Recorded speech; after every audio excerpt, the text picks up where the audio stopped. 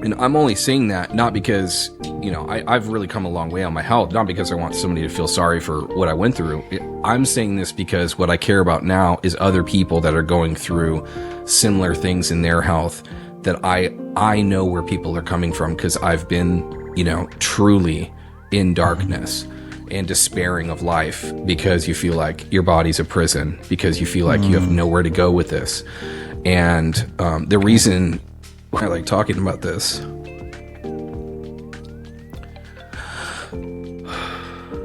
is because I've come such a long way.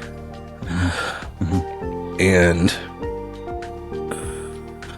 I want other people to have hope on their health journey. Yep.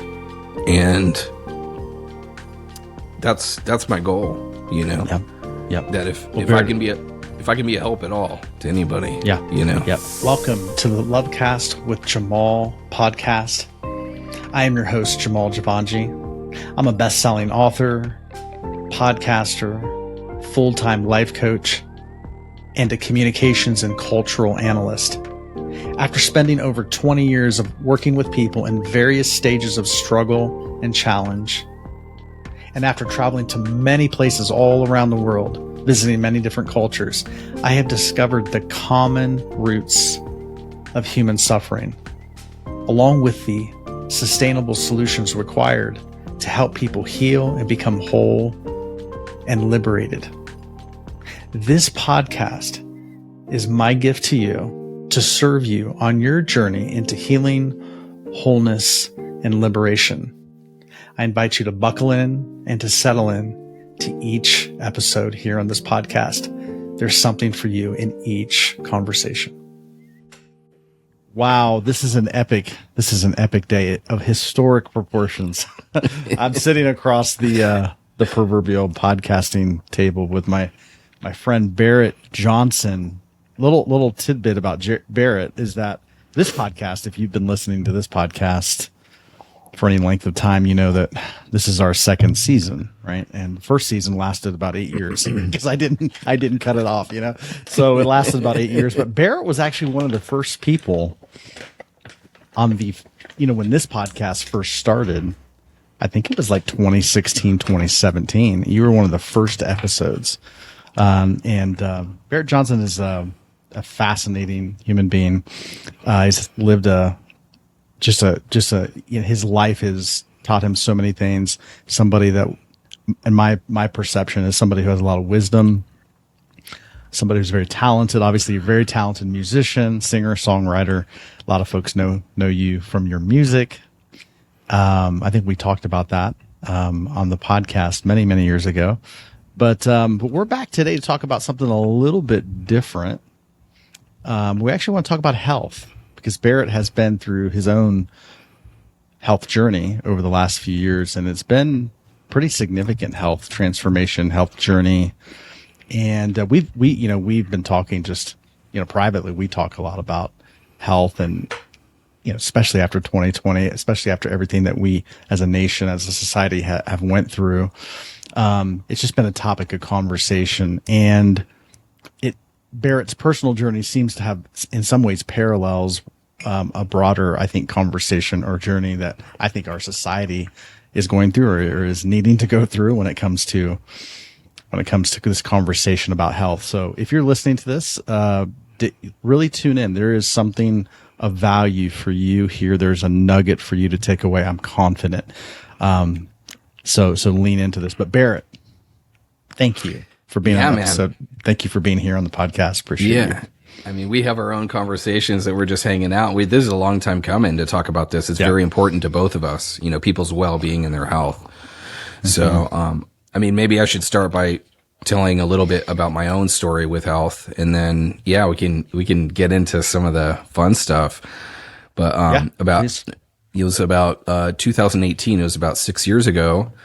I'd already been through some pretty rough health stuff. I had vertigo for a year and a half before this last thing happened, which was a very difficult time. Anybody who's had vertigo for a week or two understands, like, it turns your life upside down. And I had it for a year and a half. And, all of this led me to, completely change my idea about health. And this last thing, the last 6 years has been, life changing. And so about 6 years ago, I had an infection, and I usually don't take, antibiotics, but this infection was pretty bad.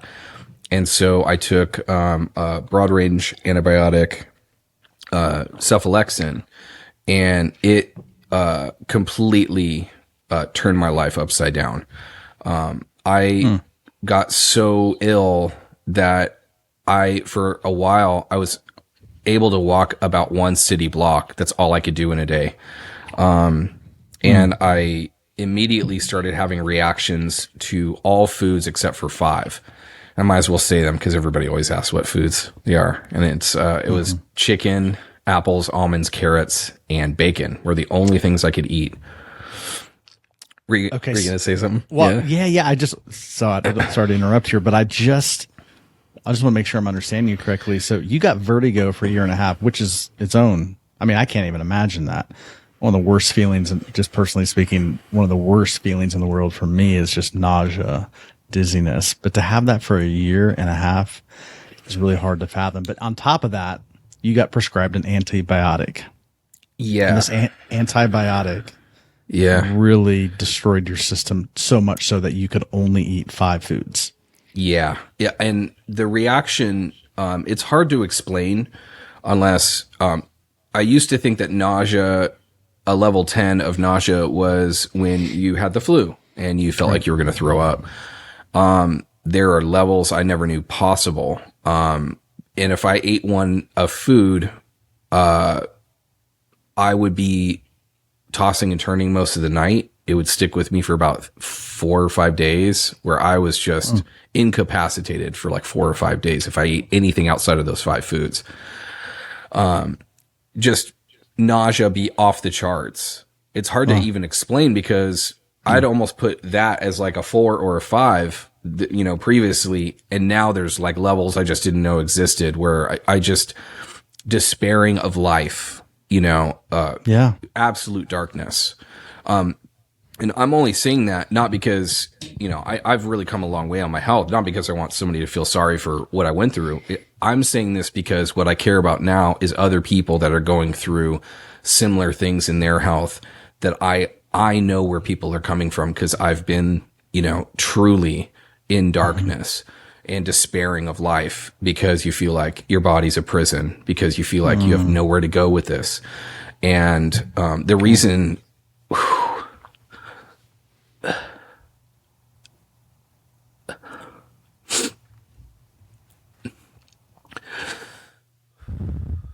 The reason I like talking about this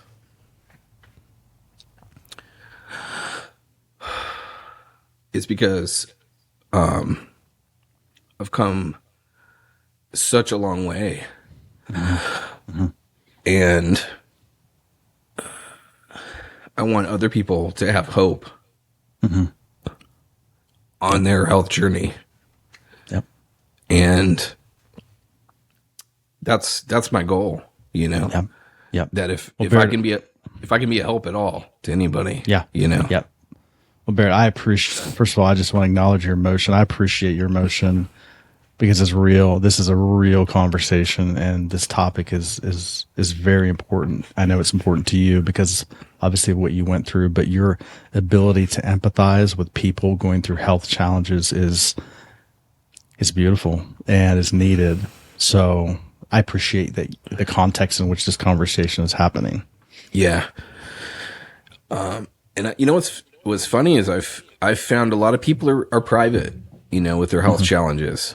I don't post a lot on social media about this. I started realizing that I probably am going to, because I think if I can say one thing that can help one person on their health journey, then it's all worth it, even if it means giving up, things that I personally would rather not talk about, private things.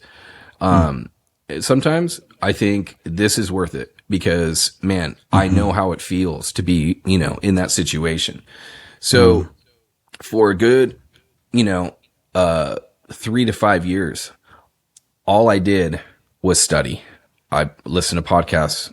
I got books because the physicians that I did know and did talk to, and I was unable to work.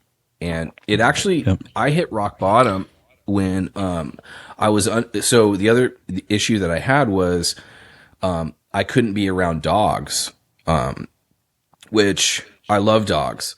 And my friends who could have helped me out at the time, everybody had a dog. And so I couldn't stay anywhere and I wasn't able to work. And I actually became homeless because I was unable to work and unable to stay at any friends' houses that could have helped me. And I ended up sleeping on my friend. My friend had an art studio that had paint all over the floor. Half the door was missing. I mean, it really wasn't much of shelter, but I had a sleeping bag and I slept. I was there for, the better part of a year, And so it was a pretty rough situation. Oh, yeah, you could say so. Tough season. Yeah, come a long way since. But at that time, I was like, wow, this is not easy, to get back on your feet. Totally. And you know what's interesting, and just for the listeners, because they may not know your background a little bit, but you grew up in the family of a physician. So your dad is a medical doctor. And how has because I know your journey into more holistic health, understanding health from beyond just your typical allopathic Western model of things. How's that been for you? Growing up in the family, right? With your dad being a physician and then now. Yeah. Talk about that a little bit. Yeah. It's interesting because my father, my uncle, his brother's a physician, my cousin's a physician, quite a few in the family. And, looking at how things are prescribed and that sort of thing when I was growing up versus what I think now, because when you run into an issue like, autoimmune or something that is a chronic disease, Western medicine, I think, fails completely in most of it. And then it starts turning into something where you have to start looking into, well, I got to find answers to this because a doctor can't just prescribe a pill to fix this. Which, we could talk about that alone for, a couple hours. But in my opinion,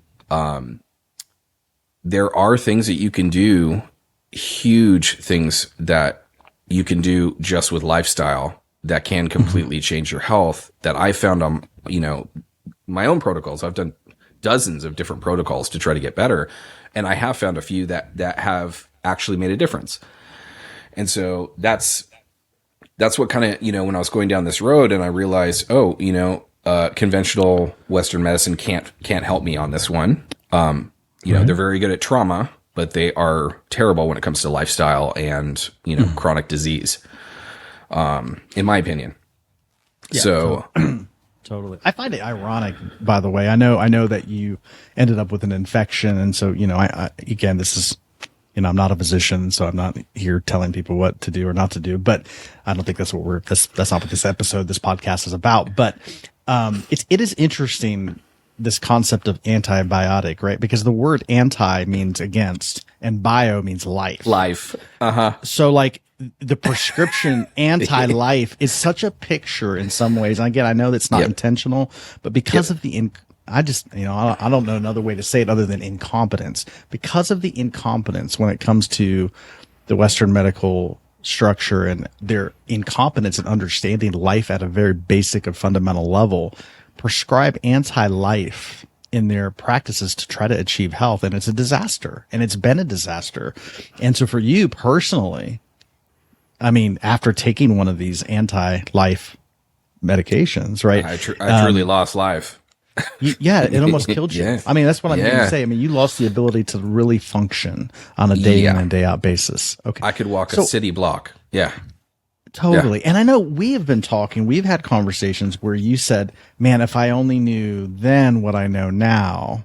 Right. And there's probably I think 4 or 5 things maybe that you know now that you wished you knew then.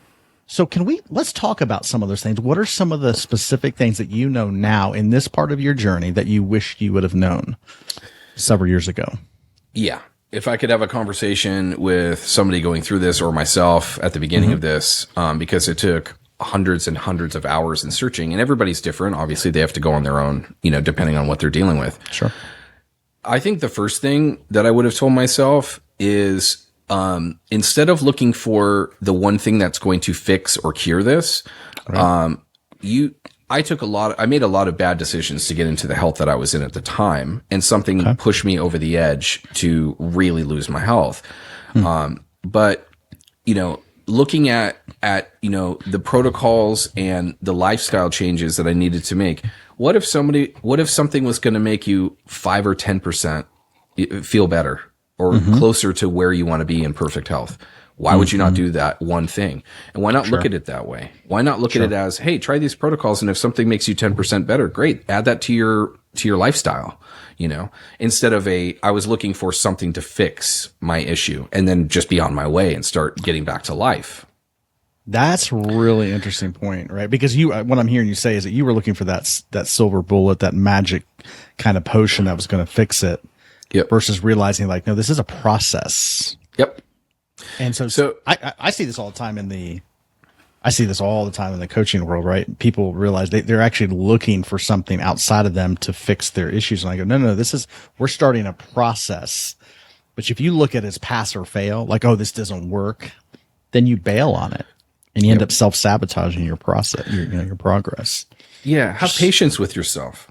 You took a long time to get to where you're at. Why not be patient and give yourself a chance, put yourself in the best possible situation to heal, if you're in an unhealthy state, which that in itself is an interesting, just how you think about yourself is a huge thing.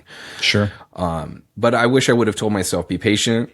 It's okay if you don't find, because then you get down on yourself. Oh, I can't believe this thing didn't work, and somebody told me it worked for them. And what if it works for you just a little bit? Great. Add it to your list of protocols that you start doing for your lifestyle. That's the start.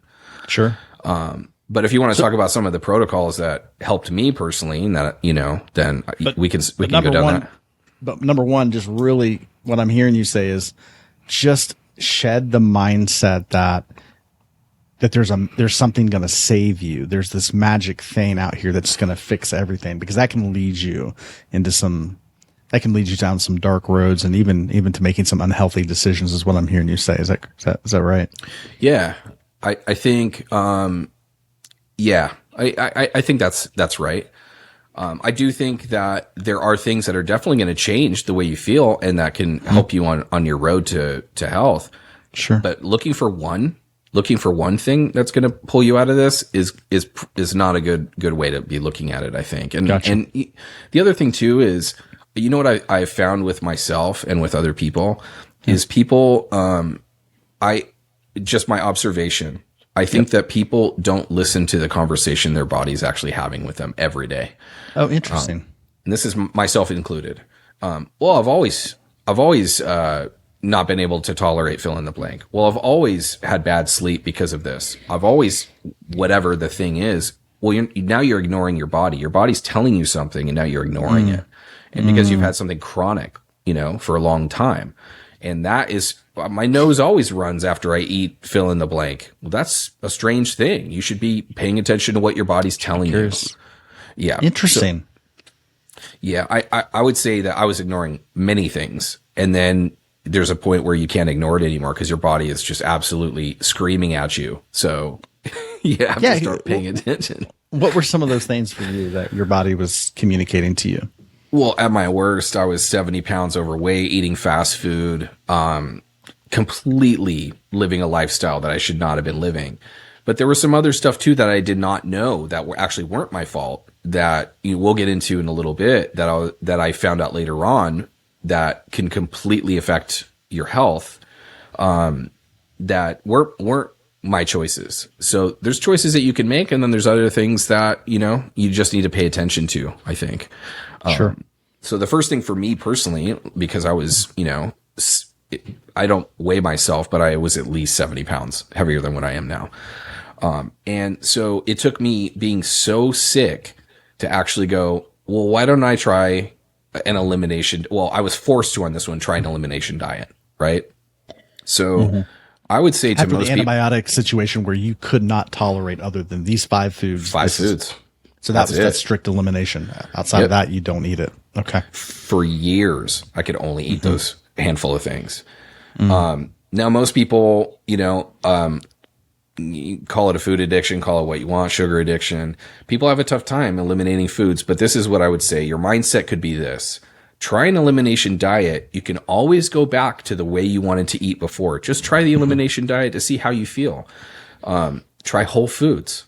Now, everybody has different things with their bodies. Like some people can't tolerate dairy as well, like whole milk, something like that. But, I'm not here to tell somebody, whether they should or shouldn't eat meat, whether they should try dairy or not, whether they should eat gluten or not. These are things that I would say to, to someone is try whole foods at least and stop eating processed foods for a month and see what your body says to you when you start reintroducing those. How would you describe if someone said, what's a whole food? Isn't everything whole? Like how would you describe a whole food for somebody? What I would say is, things that are not in packages, things that have not been adulterated. They grow out of the ground and preferably not sprayed with something that can harm your health, that are organic, or as close to it as possible. Go to a farmer's market. If you're going to eat meat, then it's, meat that is, not been processed at all. So the less processing with food, the less that somebody has been involved with that food, the better. That's what I would say. Yeah. Whole food. Like it shouldn't need a label. No. It shouldn't need an ingredient list. It's just, It is what it is. Right? It's a cucumber. It's a steak. Okay. Totally. Yep. So most people, I would say that's a hard one for some people, but also I would say, maybe you're not sick enough. Like if somebody says, I've got some health stuff, it's like, well, when you get to a certain point, you're willing to do anything. And that's the first thing is what are you putting into your body daily? And how are you feeling if you cut out, because if you get down to an elimination diet and you reintroduce something, then your body will really tell you whether or not you can process that thing well. So that would be the first thing I would tell people. Okay. So first protocol that you wish you would have known this years ago, number 1 would be whole foods, elimination diet, whole foods. Yeah, totally. And I love what you're saying about if this is really difficult for you, because I'm not a fan of the religious kind of like, this is what you should do and this is what you have to do, but I just say, hey, look, if you're not sick enough yet, that's okay. And again, I don't say that, I don't mean this in a, kind of smart aleck way. Some people just aren't sick enough. For me, personally, if I eat something with high sugar content, like a cheesecake or a piece of apple pie that has like sugar in it. Yeah.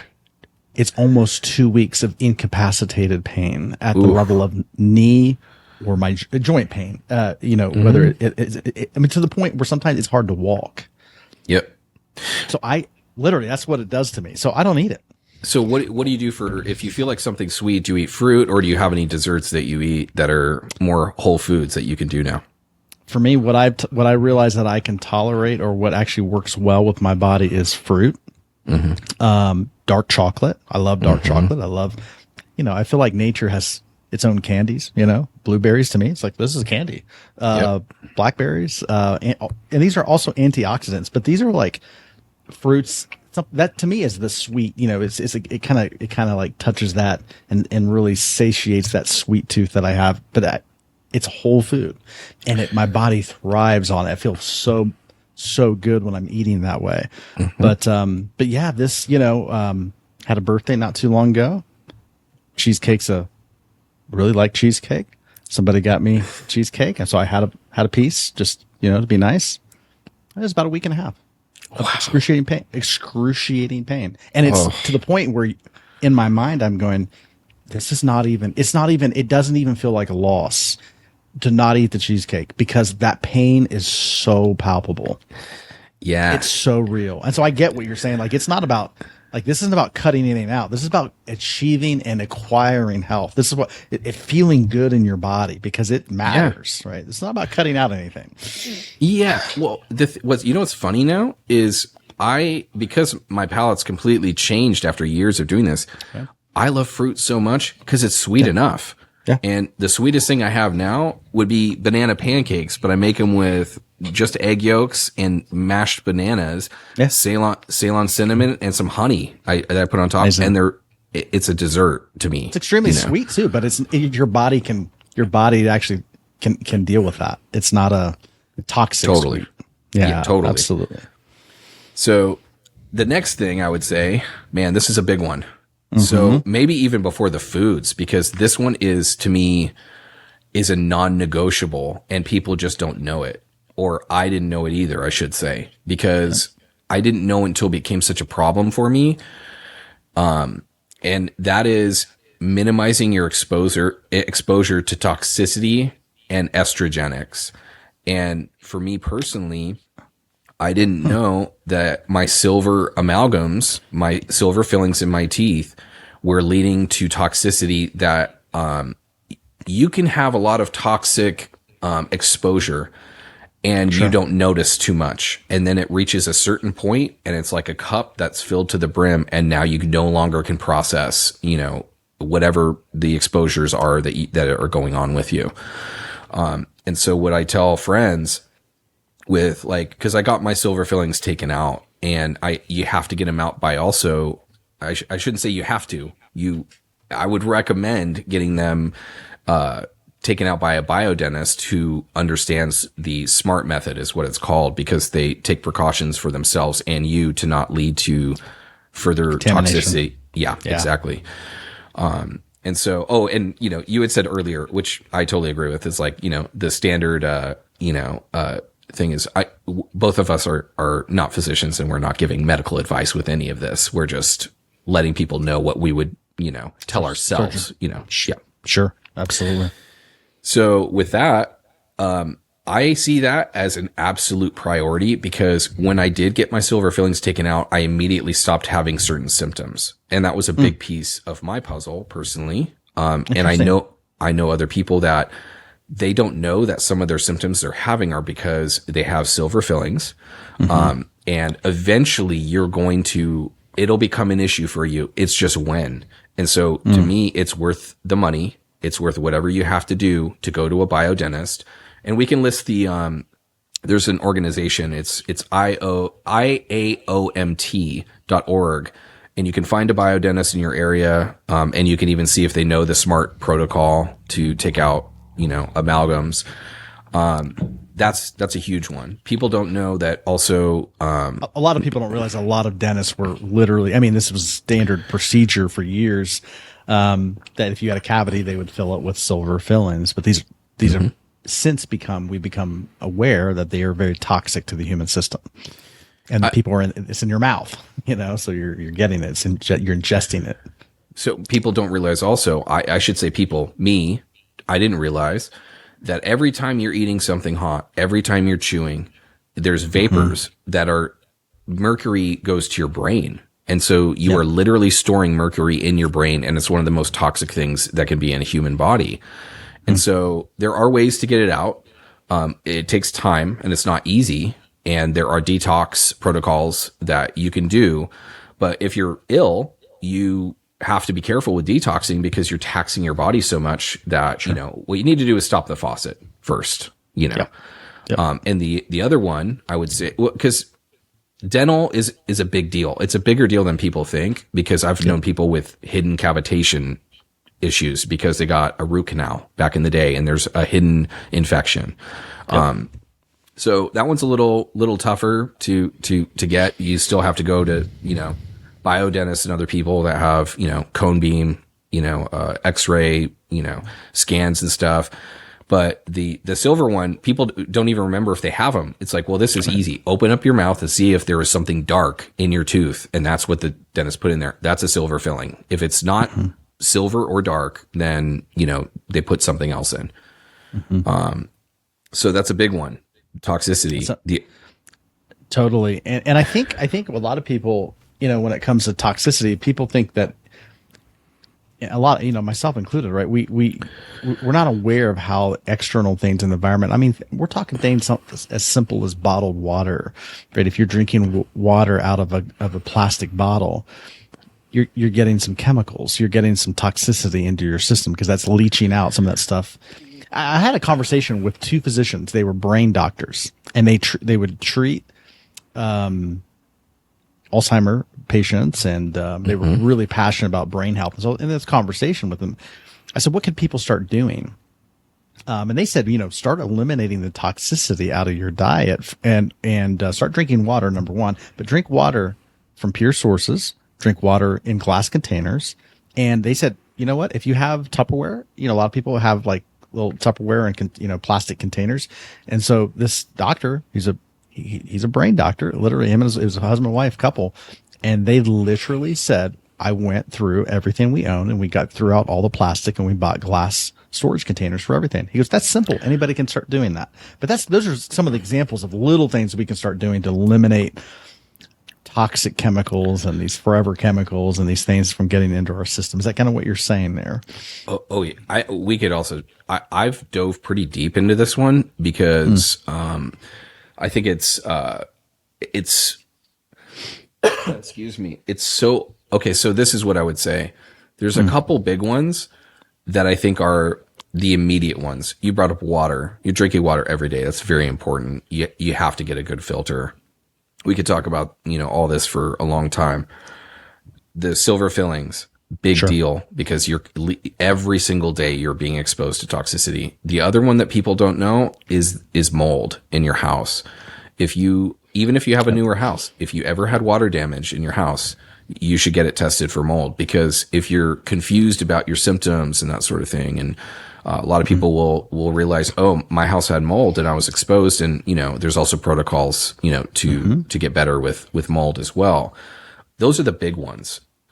There's a few more, but then you start getting into what you're saying, in my mind, is like, it becomes overwhelming if somebody finds out about all this at the same time. Right. So, I think it's worth taking one step at a time.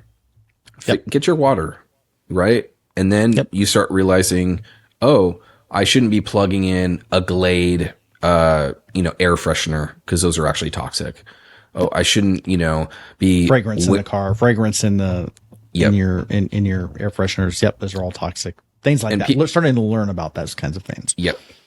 The forever chemicals, especially in Teflon, in pans, anything that's waterproof.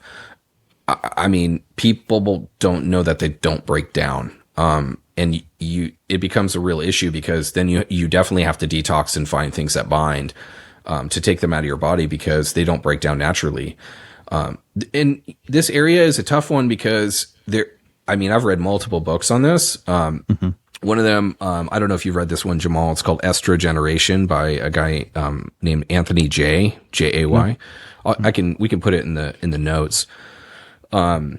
It's fascinating, overwhelming, because you're like, whoa, we have so many things with lifestyle that we have no idea how many things are actually affecting our body. And, most people, until they feel bad, they don't want to change the way that they're living. Right. But estrogenics, things that your body recognizes as estrogen, definitely affect your body. And what are some of those things? Can you give some examples? Yeah, there's many. A lot of things that we spray on food in the United States, pesticides and herbicides, and are banned in tons of other countries. They did a study with Atrazine with frogs, and the male frogs literally turned female when they were exposed to Atrazine. And if you don't think that's affecting your body on some level, then So atrazine is a chemical. It actually literally changed the gender of frogs when it was sprayed on them. And you can look that one up. This has been, what you're saying is that atrazine is being included into our food source. Yeah. Some of our foods. Yeah. I need to look up. Is that correct? Yeah. I need to look up, I believe it's still legal to use that in the States. But they did that study on that, but that's just one of so many things that is still legal in the States and not legal in even Mexico, in Europe.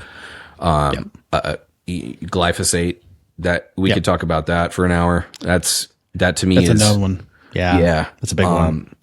Yeah. So, not to go down too far on just this one, but it's something to be aware of and to dig in a little bit as much as somebody can, without feeling overwhelmed, and just take short steps, towards limiting how exposed you are to toxicity. Gotcha. Okay. So that's what I'm hearing. Number one, realize there's no magic cure. That's the backdrop. And then understand, number one, that if you embrace an elimination diet, if you want to call it that, or just whole foods, like embrace a whole foods diet.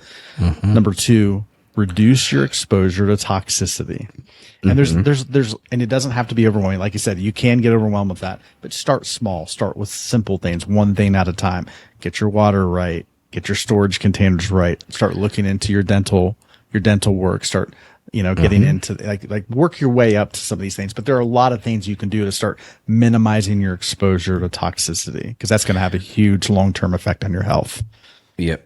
And there's some tools too that the EWG is pretty good with some of this. The Environmental Working Group, they have a website that you can put in your cleaning products. There's a lot. Your soap, things you put on your skin every day. You can actually check on there to see. So there's some tools that are helpful with that too. If somebody's looking into that. You said EWG, Environmental Working Group? .org, correct. .org. Okay. Yeah. Good resource. And we could put that in the show notes as well. Show notes. Totally.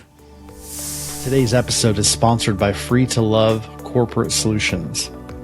Did you know that any company or organization is only as competent, capable, and responsive as its workforce? And did you also know that, nationally speaking, it's been estimated that stress costs companies up to $150 billion, B with a billion, $150 billion in lost productivity every single year.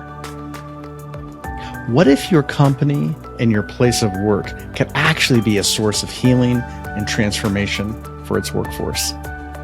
Well, believe it or not, there is a growing community of conscious companies and businesses that see it as their mission to be a place of healing and transformation, not just for the products that they're offering to the wider world, but also they really desire that their place of employment would be a culture of healing and transformation for the workforce itself.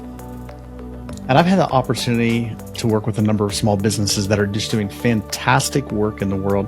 And I would like you to hear from the founder and CEO of a company that is striving to make a difference, not only in the world, but also in the people that work for the company. I own a real estate brokerage, BRA Realty, here in Pennsylvania, and we have about 110 realtors. Jamal came out a few weeks back and did a training in replace of one of our regular trainings, and the feedback was phenomenal. Really stuck with me was he created a space of safety for a conversation of transformation to take place, where not just did agents walk away with great tips and insight about what's driving them, but also the ability for them to actually take the time and work on themselves in that session, specifically around getting clear on what matters most to them. And to the point where we had multiple agents that were actually crying.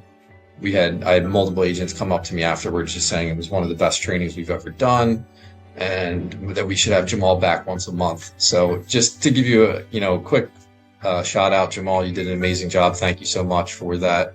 Thank you for your ongoing coaching with myself. I've been working with you now for over 3 months and have had really, really great results. I intend to stick with it, as there's always room for growth, and having someone like you in my corner has been really helpful. So I appreciate everything you do, and thanks for being you. So if you're a small business owner, maybe you're on the executive team, you're a founder, a CEO, or even if you're just in management of some level at a company or in a corporate culture where you oversee people at any capacity.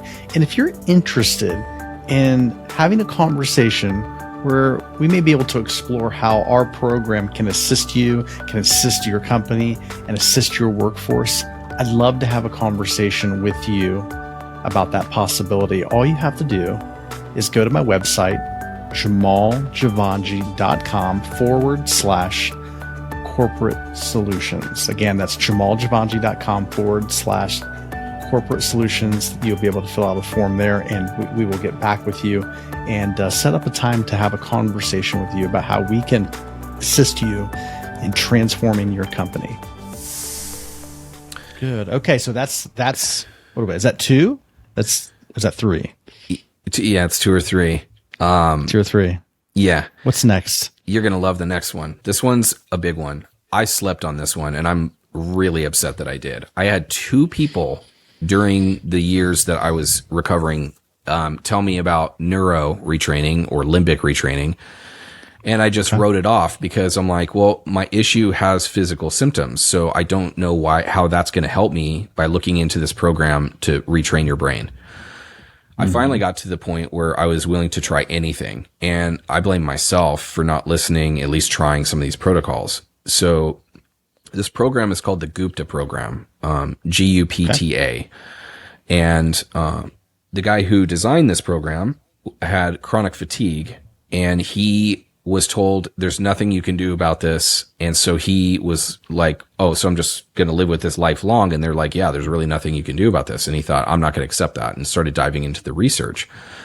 And what he found was, if your body is in a constant state of fight or flight, if it's in a sympathetic state, you're not giving your body a chance to heal and recover. Yeah. You need to be in parasympathetic state at some point.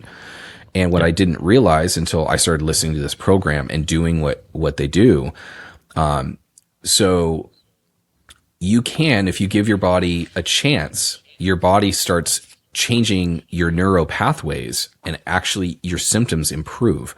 Now, they just came out with a study, literally it came out a few weeks ago, and the conclusion of the study was that the program, the brain training program, improved the health and functioning for multiple chronic diseases, which I'm sure many people wouldn't think is even possible. But it was like chronic fatigue, fibromyalgia, long COVID, mast cell, a lot of different issues.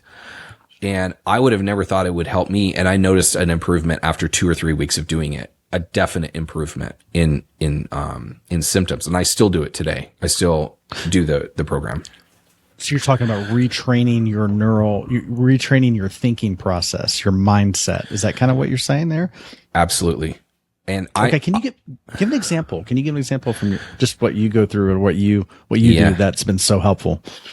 Okay. So one of the things that he talks about in this program, and I'm not making money from this program or anything. This is something that just worked for me. And also, I think they even have like a 6-month money back. If somebody's really having trouble with their health and don't have money, you can get your money back if it doesn't work for you.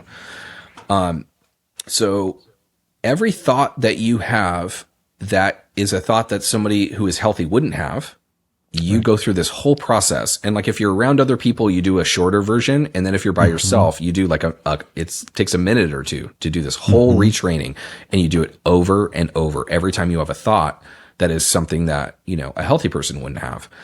And so I was, for example, what would that thought be? Like something that you would have that's not a healthy person wouldn't have. One of them would be like even body scanning. Like you're like, do I feel weird? I just ate a meal that maybe I shouldn't have had. And I'm body scanning. I'm seeing if I feel weird. Well, that's not what healthy people do. Healthy people eat food and just go about their day. Right.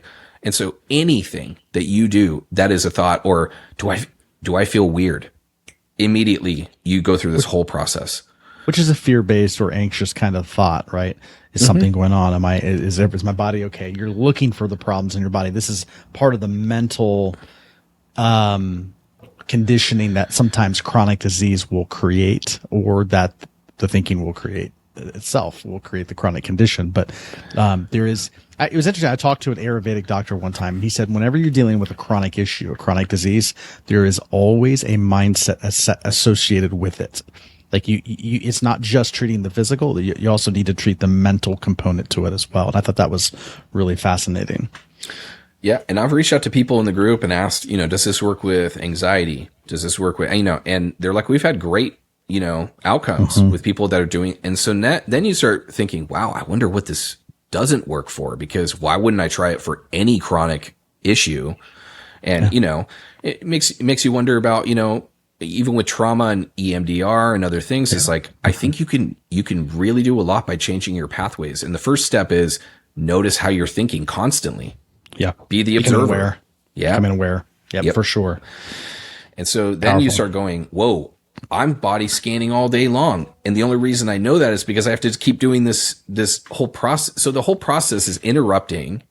And then, I don't want to, tell all the steps in it, because it's better if somebody experiences it for themselves. But the first thing he says is to recognize that you have multiple parts to yourself. Yes. In that, and people would say, what are you talking about? And you go, well, there's a part of you that wants to eat the dessert every night. And then there's a part of you that says, you know what? It's not good for you. You probably shouldn't do that. Well, that's a strange thing. You're arguing with yourself about this, right? Mm-hmm. So you're getting into an interesting little space here, because you can speak to that part of yourself that wants to eat the cake if you want to.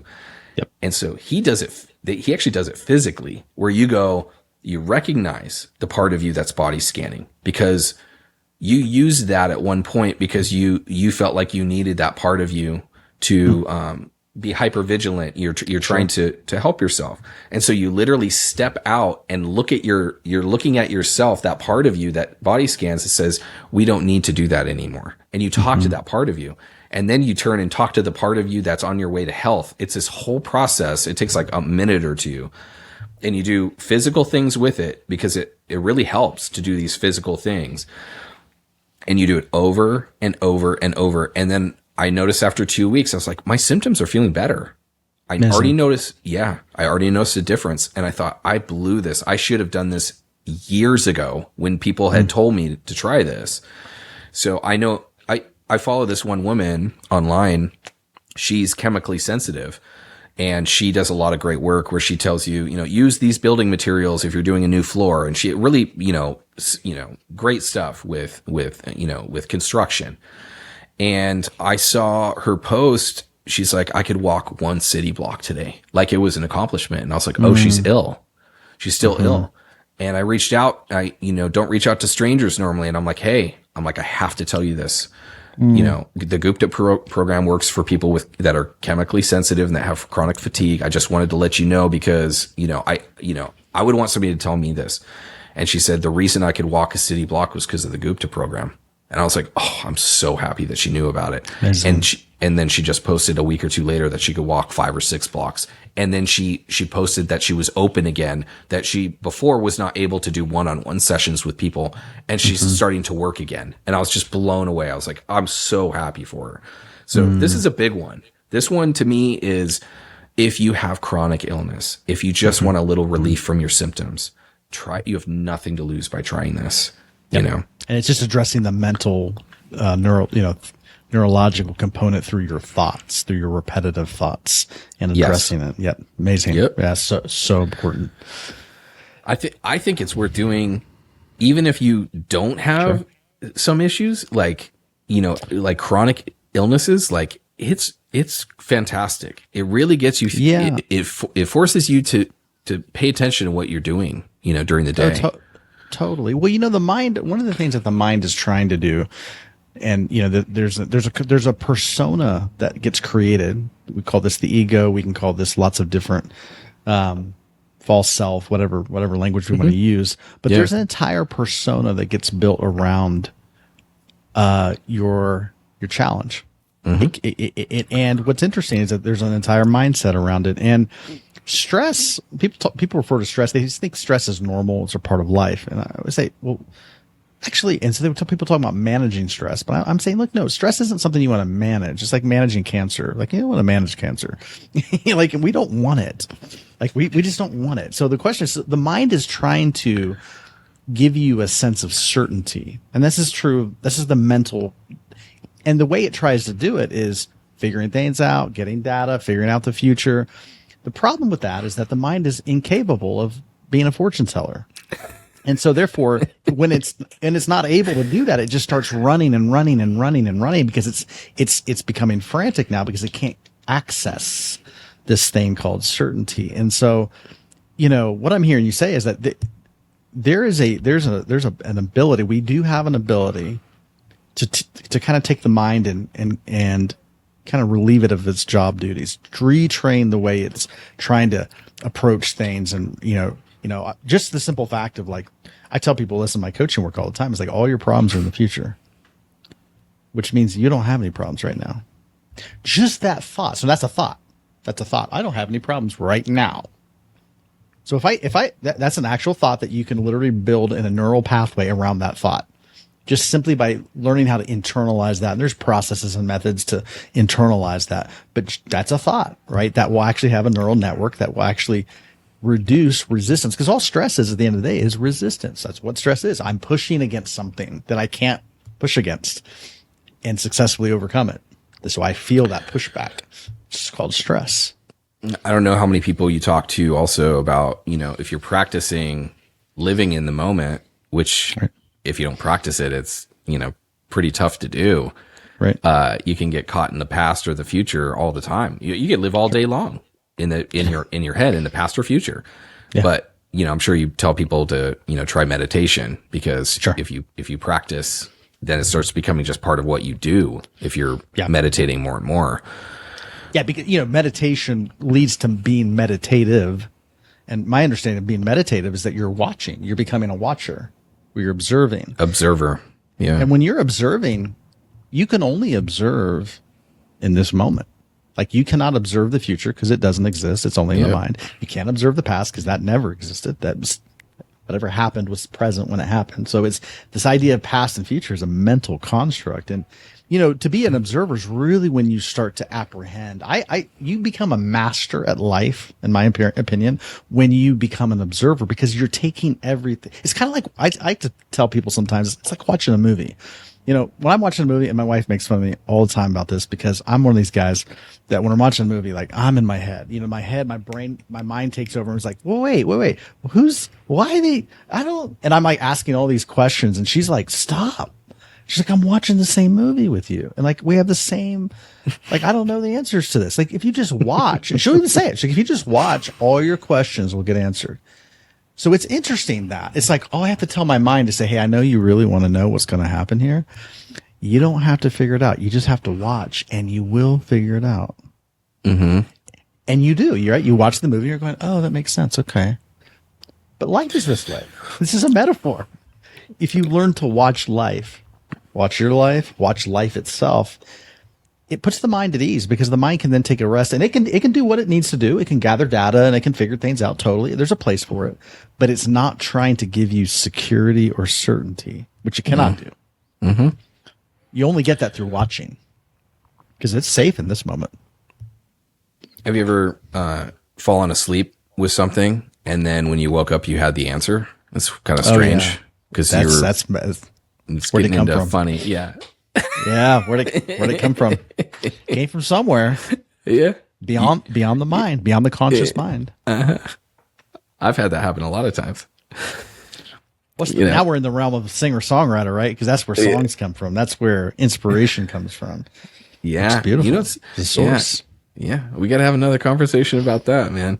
Because I talk to a lot of, songwriters and stuff. They're like, I don't know where my stuff comes from. You're like, oh, interesting. It's a mystery, complete mystery.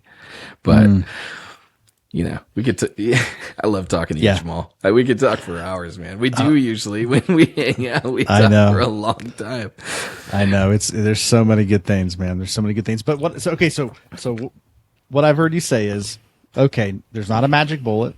So just understand that up front. Mm-hmm. Here's the few things that you wish you would have known. Number one, whole foods.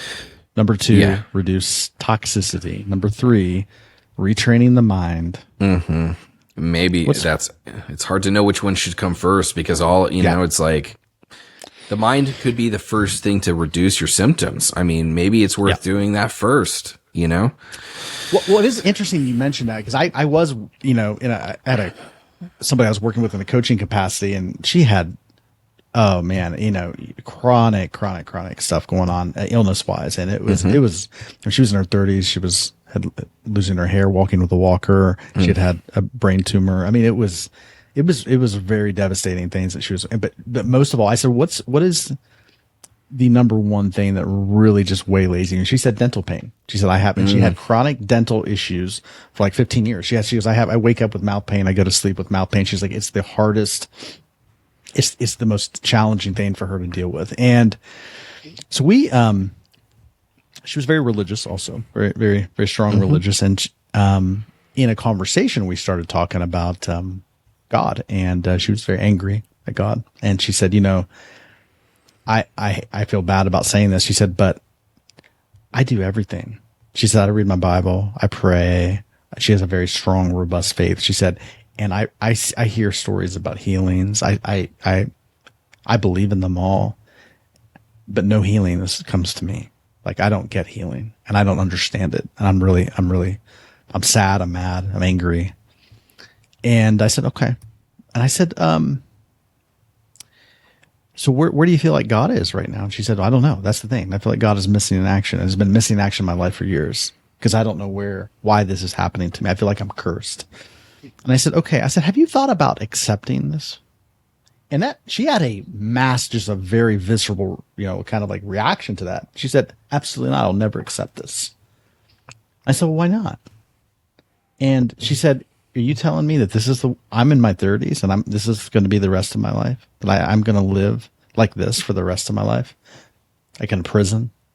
That was her words. And I said, is that what you're hearing me say? She goes, yeah, that's what it means to accept this. I said, no. I said, I understand where you're coming from. I said, you just painted a picture of your future.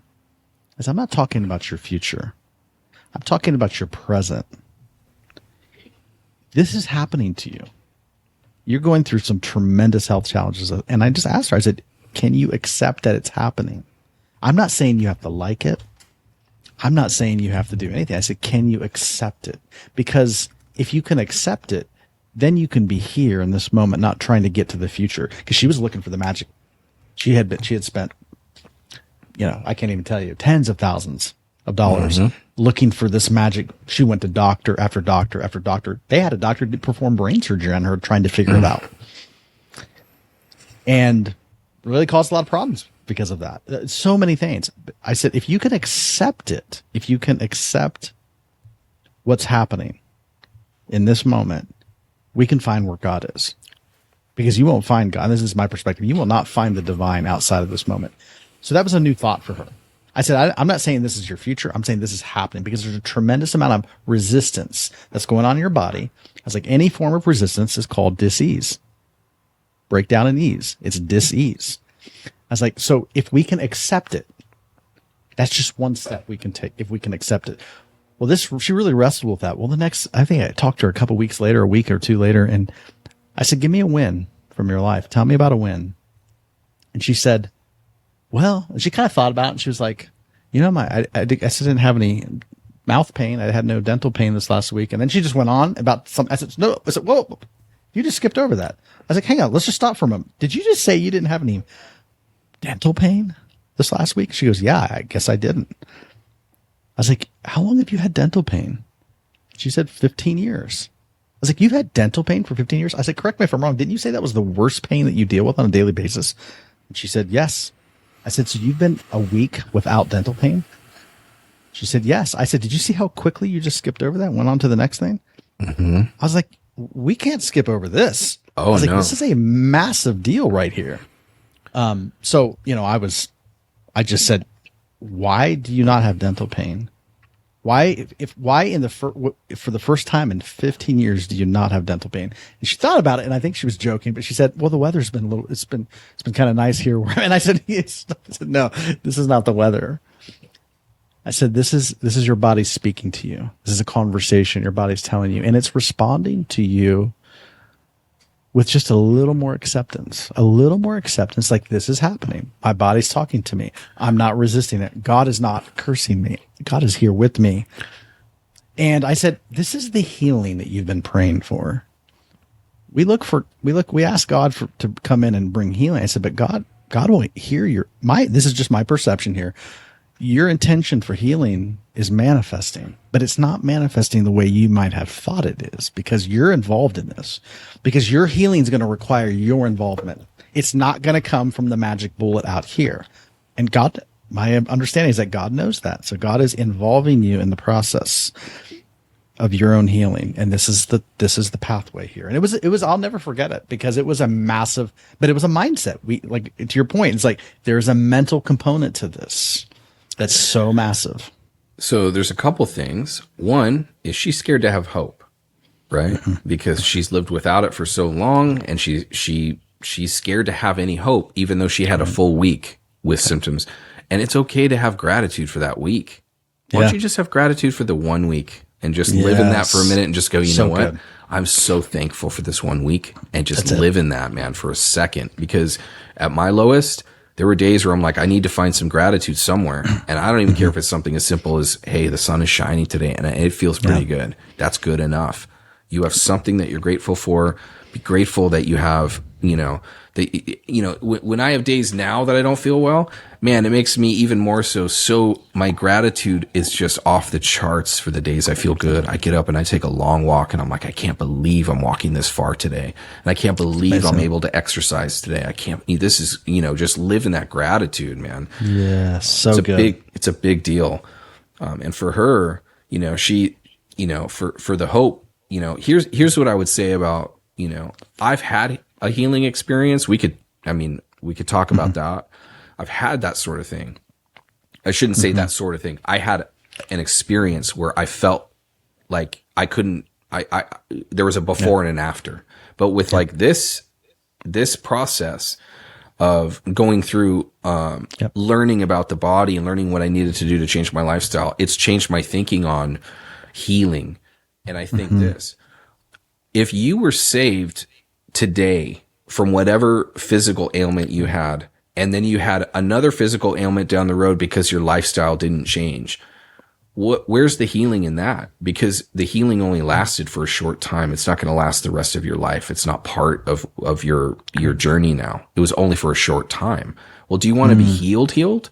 Or do you just want to be pulled out of the river that you're currently drowning in? Because that's a great question. Do you want to be healed, or do you want to just get pulled out of the river? Yeah. Because we'll have to address the roots if we want to be healed totally. If we want total liberation, total healing, we have to get to the roots. And what if through this process of what she's doing, what if she is healed for the rest of her life? Just not the way it looked, like you said. It just doesn't look like, in this case, the way you thought it would. What does it matter if you get there? What if you learn about your body and you learn about the traumas that you're carrying and all these things that you would have never addressed? Well, that kind of gets into a different subject, but that's why I said that there's an entire persona that you can build around chronic illness. And that persona is ego. And again, this is not just chronic illness. The ego, any egoic construct is built on my understanding, it's built on a perception of a problem, of some form of lack of some issue. So this entire construct becomes a persona. This persona doesn't want to die. And if you get to the root, the ego, that egoic construct will die. And so a lot of times people will fight for their limitation. People will fight to keep the identity of being chronically sick alive because there's comfort in it. Okay.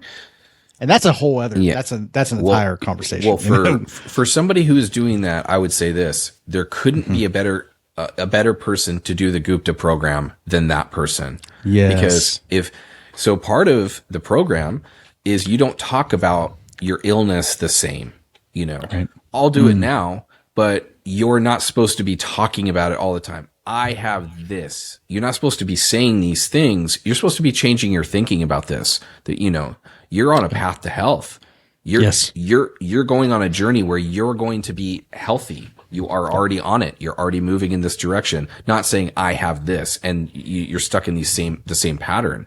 And so somebody like that, I would say, oh, you're perfect for the Gupta program. You're going to feel better in a few weeks. You're not even going to, you'll just be like, whoa, wait a minute. I didn't have that thing that I have all the time, because you're already changing your neural pathways and it's going to help you feel better.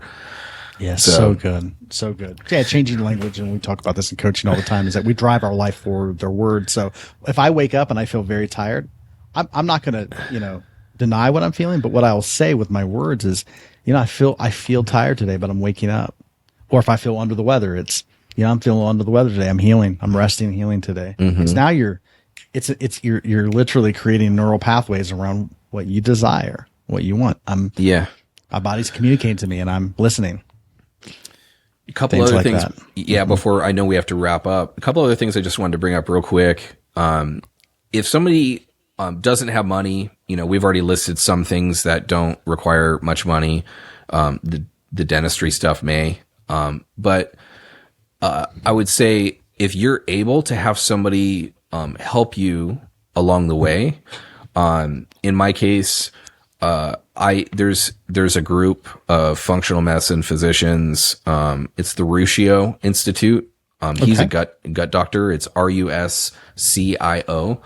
And they have some great, some great lifestyle stuff. They'll also give you supplements and different things, depending on your chronic, illness. It does cost some money. If somebody doesn't have money and they're looking for a physician to walk alongside of them in some of this, there is a functional medicine physician. Her name's Dr. Jess, and we can put her link. She's on Instagram. She has very low cost monthly. You can subscribe to stuff for like $50 a month on her Instagram and her wellness page, that she'll give you protocols for whatever you think is going on, with your body and mind. And, sometimes that can be helpful for people. They want to work with a doctor. Sure. And these are the doctors, medical doctor. And she is. Absolutely. Yep. Yeah. And same with, the doctors at Ruscio as well. They're MDs, but they are all about lifestyle. They're not going to prescribe you stuff. They're going to, they understand holistic health at a fundamental level. Yep. 100%. And they brought the Ruscio Institute told me to do the Gupta program. And I was like, amazing. I can't believe this. This is after two friends have told me to do this. And I thought, well, you know what? I have no choice. This is a third person to tell me to do this. I really have to do it, so, if somebody wants to, I need to send you the links to a few of these, We'll get them in the show notes, for sure. I know we have to, I know we don't want to go too long, and, there's a few other ones too that, people can try if they're, not feeling well. For me also, therapeutic fasting helped a lot. That's something that I would recommend to somebody who does have a doctor that can help with that. Yep. If you do it longer than. What would that look like for you? What does therapeutic fasting look like in your protocol? How do you use that? Yeah. I read a lot about it first, and then once I understood how to do it better, anything like 24 hours, dinner to dinner fasting, I would consider. Now you're getting into a longer fast. I've gone as long as 72 hours, 3 days. Especially if I started feeling like sick, like I was getting a cold or something, I'd just stop eating and just be like, I know how to do this. So I'm just going to do a 48-hour fast and just not eat anything and drink water. But like I said, I recommend, having somebody walk alongside of, you need to know what you're doing before you just stop eating and drinking water. So Sure. Totally. That's one that did help though. It did help my symptoms, at times. And, also, there's times that, I know that sauna is really good for detox and stuff that, there's a lot of benefits to sauna, but it depends on what you have. If you've got issues, certain issues, you shouldn't be taxing your body with like detoxing or sauna until you're feeling a little bit better. Correct. That's a good way of putting it. Yeah. Totally. Yeah. Wow. And I'm sure we could go on and on, but I just want to make sure that if we've captured here what you're saying, really the things you wish you would have known then earlier in your health journey that now would be, number one, don't look for the magic bullet. This is a process. Number two, whole foods, whole food diet, elimination. Number three, eliminate toxicity. Again, these are in no particular order, but eliminate toxicity. Start getting a hold of your environment, making sure you're getting clean water, cutting out things that are introducing toxins or chemicals into your system, which we talked a little bit about that. Number four, the mental neurological component to this, restructuring your neural pathways is key. And then number five, introducing things like, intermittent fasting and detoxing and those kinds of things through that.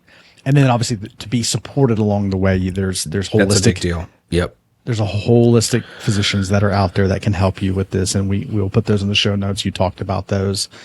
Obviously there's biodentists, there's things that can address what you talked about with our dental health.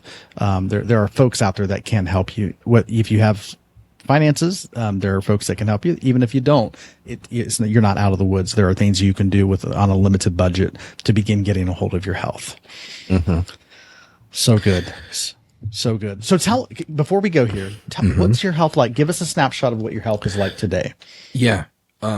So it's been about 6 years. I'm able to eat, a few more foods, not a ton.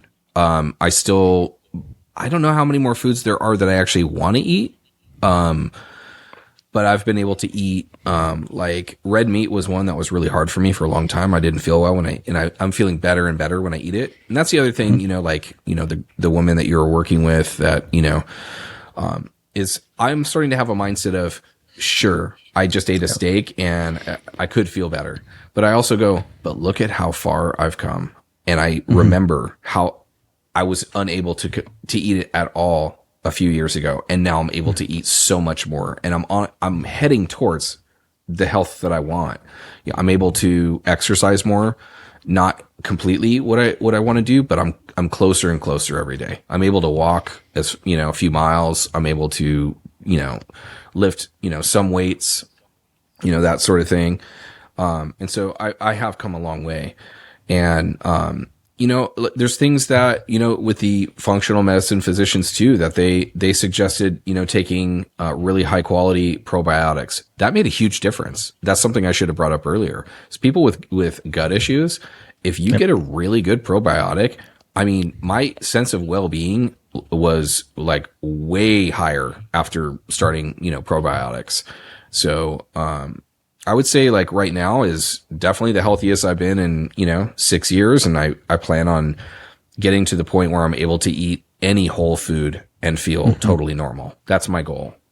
That's what I would consider, working out as hard as I want to, taking a really long hike. That to me would be, my goal. So I'm on my way. Amazing. Well, I personally, can see and witness the transformation in your life, and a lot of beautiful things happening. You're a new father. I mean, relatively new. I mean, you have how old is little bear? A year? Year and a half. Yeah. Year and a half. Yeah. So you have a year and a half. Beautiful, beautiful relationship. You live in a beautiful place in the world here in Southern California. We were recently got to visit your new place, and it's a beautiful home. And a few years ago, I was homeless. And now, so I've come a long way, man. It's monumental, actually. It's actually not small. I mean, where you were just a few years ago and where you are now is, some people never get there in an entire lifetime, and you've done it in a few short years. It's amazing the transformation that I've witnessed in just a few years. Beautiful. Divine transformation. Yeah, and it only gets better. Right? Like, we haven't exhausted this well yet. Oh, no. I have plans. Yes. And songs. And obviously there's a whole singer-songwriter component. Yeah. Because Barrett is a prolific songwriter. And that's a whole other conversation. We need to probably have you back on and talk about your music career and where that's going. And, man, I love talking, man. I probably talk too much today because I feel so, I feel so passionate about this now, because I've had conversations with people in passing and just said, hey, have you ever looked into so-and-so? I try not to, but man, do I just want to talk to people who have certain conditions, because I'm like, oh man, I know a protocol that actually helps with that, Well, and you're actually working for a company, and we didn't even get into this. You're working for a company called Katsu, which is doing incredible, groundbreaking things in the space of health and healing. And that's a whole other conversation. So it's like, who is Barrett Johnson? Like, how many, but I say all that to say that your voice and your perspective is very effective and needed. And that's why I wanted to do this podcast. That's why I wanted to have you on here, because this is your journey, but you have so many different angles to your life, and they're all vitally important. And this is one of them. Thanks, man. I appreciate it. I really, truly, I just hope that if somebody that hears this, I just hope I can give a little bit of hope to somebody who's on the same journey that I was and still am. But, that's in the darkness right now. Like, that's my hope, So 100%. I love that intention. And, whenever you set an intention, it's not a wish list. I mean, it's a guarantee. So I love it. That's happening. Thank you for being here. Thank you for being on the show. We got to do this again sometime. Absolutely. Really appreciate the conversation. All right. Love you, Jamal. Love you too. Thank you so much for listening all the way through to the end of this podcast episode. When you show up and you receive the gift that was for you in this episode, it not only benefits you, it benefits all those that you love and the wider world around us. This work that you're doing, the hunger that you have, it's so important, and I commend you for tuning in and being open. If this podcast has been a blessing to you, then I would ask that you do something to give back to this episode, to give back to this podcast. One of the things that you can do, and it's cost-free, very easy, and is super helpful, is if you'll just go to iTunes and rate and review this podcast on iTunes. Also, if you'll go to Spotify, if you listen on Spotify, go to Spotify and rate and review this podcast on Spotify. And if you're watching this on YouTube, please like the video. Please subscribe to the channel. It makes a huge difference in the algorithm, and it helps people find our show. Thank you again for being here. And until next time, take care.